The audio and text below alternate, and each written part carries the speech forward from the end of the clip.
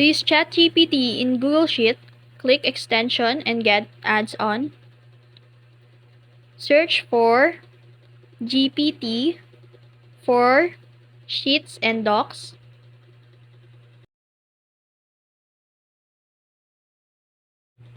After that, click this GPT for Sheets and Docs.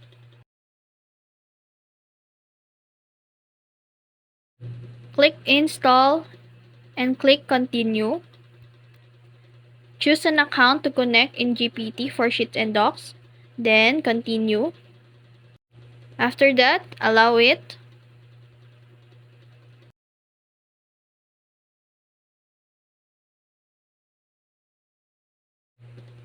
And that's it. You've successfully installed GPT for Sheets and Docs on your Google Sheet. Now, to try if it's working, insert this command equal GPT and follow the command for prompt. In this case, I say hi.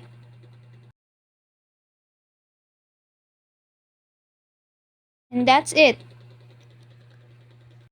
That's how ChatGPT works in Google Sheets. If you found this video helpful, don't forget to like, share, and subscribe to our YouTube channel.